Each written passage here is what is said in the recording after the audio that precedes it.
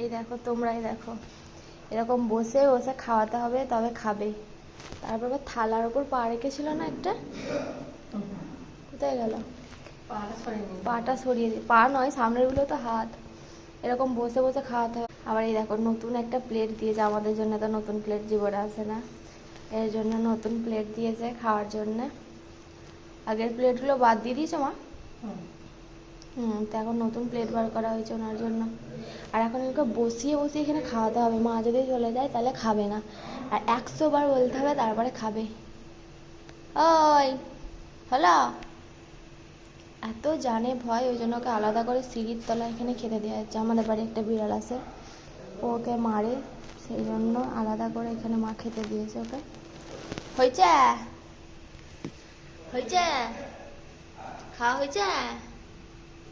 ও Billu, Billu.